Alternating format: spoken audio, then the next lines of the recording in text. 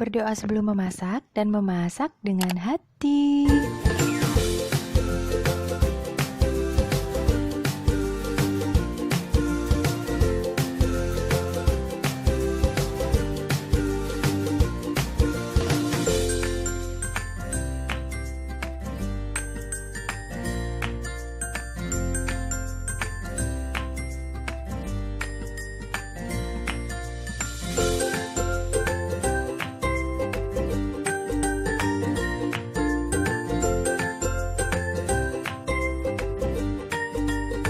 Jangan lupa subscribe ya sahabat. Assalamualaikum sahabat dapur semua, apa kabar? Semoga sahabat dan keluarga selalu dalam keadaan sehat dan sejahtera. Jumpa lagi di sini bersama dengan Wangi Pandan. Sahabat, video ini dibuat pada saat Indonesia sedang mengalami pandemi virus COVID-19. Semoga pandemi ini cepat berlalu, amin. Di kesempatan kali ini Wangi Pandan akan membagikan resep nastar gulung yang tanpa menggunakan cetakan ya sahabat. Praktis banget, tanpa mixer, tanpa oven, dan takaran sendok saja loh sahabat. Bisa menggunakan alat-alat yang ada di dapur ya. Sahabat, untuk bahan-bahannya dapat dilihat di sini ya, atau di kolom description di bawah. Cara membuatnya: pertama-tama siapkan selai nanasnya ya. Siapkan 1 buah nanas dan kita parut ya menggunakan parutan. Jangan di blender ya sahabat, agar seratnya lebih terasa ya. Kemudian 8 sendok makan gula pasir. Untuk manisnya bisa disesuaikan ya. Dan bahan opsionalnya ada sedikit garam, bubuk kayu manis, dan 3 buah cengkeh. Hanya opsional saja loh sahabat. Jika tidak diberikan tidak apa-apa ya. Kemudian parut nanas dan masak nanas hingga airnya benar-benar kering ya sahabat. Habis semua airnya ya. Kemudian jika ada tambahkan 3 buah cengkeh. Hanya opsional ya. Dan sedikit bubuk kayu manis ya, atau kayu manis batangan. Kemudian sedikit garam jika suka. Kemudian masak sambil diaduk-aduk hingga airnya benar-benar mengering ya. Setelah mengering seperti ini baru tambahkan gula pasirnya ya. Untuk rasa manisnya dapat disesuaikan dengan selera sahabat ya. Menurut Wangi Pandan, 8 sendok makan ini sudah cukup manis ya sahabat. Kemudian aduk-aduk kembali hingga selai nanas ini mengering ya sahabat dan menjadi kaku seperti ini. Tidak ada kandungan airnya. Lalu siap untuk kita tuang dan kita dinginkan ke atas piring. Nah seperti ini ya, selai nanas khusus untuk nastar ini telah siap. Kemudian untuk bahan kue nastarnya, selai nanas tadi ya, dan 30 sendok makan tepung terigu, 23 sendok makan mentega, 6 sendok makan tepung maizena, 3 sendok makan susu bubuk, 2 kuning telur, 6 sendok makan gula halus, dan 1 kuning telur hanya untuk olesan, bisa ditambahkan madu jika suka. Kemudian di sini ada alat penjepit untuk membuat nastar daun ya, jika ada saja. Jika tidak ada lewati saja ya sahabat. Gunakan saja pisau seperti ini ya. Bentuknya akan sama saja kok sahabat. Kemudian campurkan mentega dengan gula halus yang telah kita ayak. Ayak terlebih dahulu ya sahabat agar tidak bergerindil. Setelah itu kocok menggunakan whisker atau garpu ya, sama saja. Jika menggunakan garpu, alasnya gunakan piring saja ya agar mudah. Kemudian kita kocok hingga berwarna pucat. Nah seperti ini ya sahabat, berwarna pucat. Setelah seperti ini cukup ya. Kemudian ayak susu bubuk dan tepung maizena terlebih dahulu.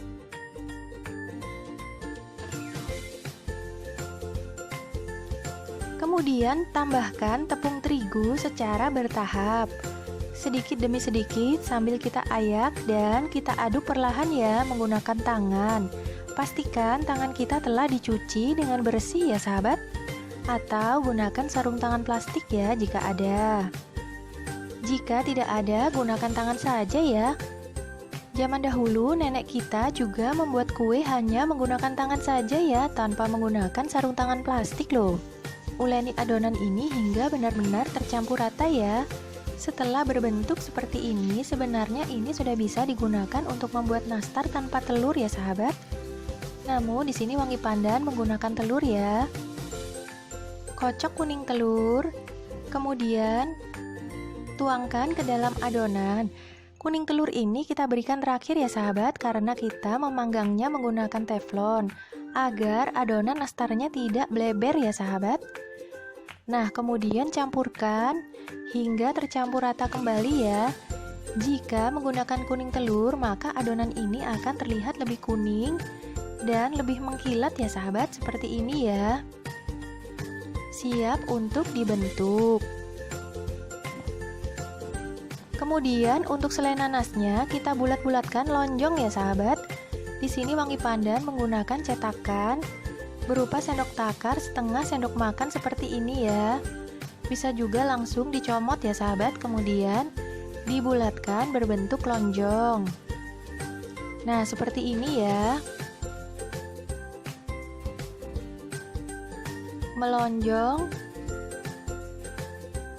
Dan kemudian lanjutkan dengan sisa nastarnya, sisa selainya ini ya, selai nanasnya ini. Nah, seperti ini ya. Di sini wangi pandan telah membentuk sebanyak 60 buah ya. Kemudian siapkan roller pin atau gelas ya sahabat, bisa juga menggunakan gelas. Kemudian 1 lembar plastik dan giling adonan ini di dalam plastiknya ya sahabat, seperti ini ya. Hingga ketebalannya setengah sentimeter saja. Jangan terlalu tebal ya. Kemudian potong-potong memanjang seperti ini terlebih dahulu ya. Untuk lebarnya sesuaikan saja dengan selera. Kemudian setelah itu letakkan selai nanasnya tadi di ujung dan kita gulung ya sahabat, menggunakan jari seperti ini sambil ditekan menggunakan pisau yang ujung satunya ya. Setelah mencapai ujung dari ujung satunya, kemudian potong ya. Nah, seperti ini ya sahabat. Kemudian garis-garis menggunakan pisau. Untuk jumlah garisnya sesuaikan dengan selera ya. Setelah itu gunakan balik dari pisau untuk melebarkan garisnya ya sahabat, agar terbentuk seperti ini.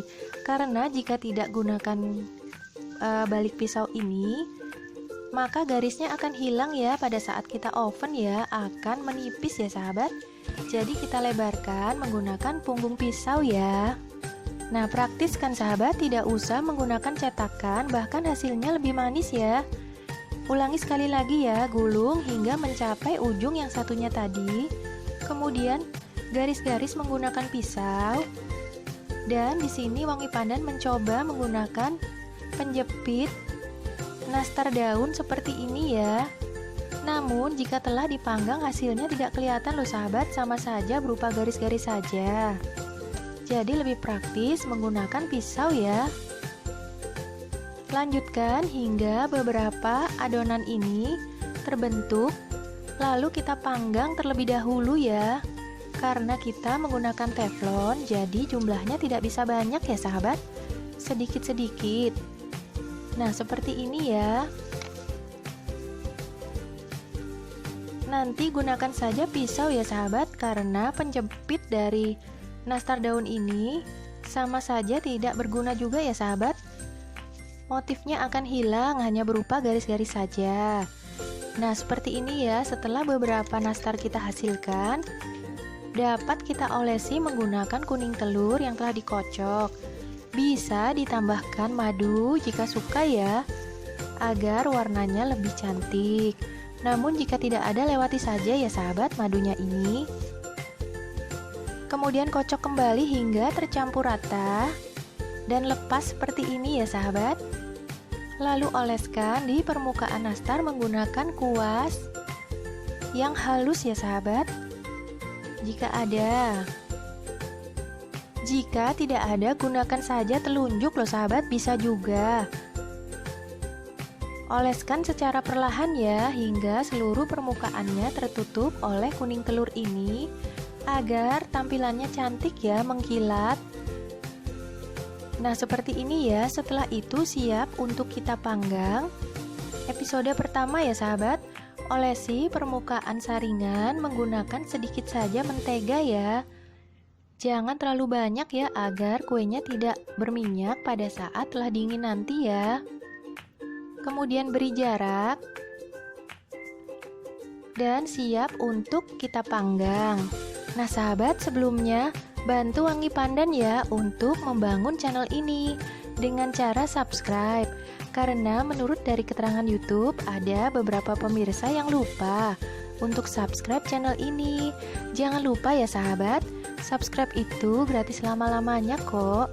Terima kasih ya sebelumnya. Baiklah, kita lanjutkan kembali ya. Panaskan teflon selama kurang lebih 1 menit.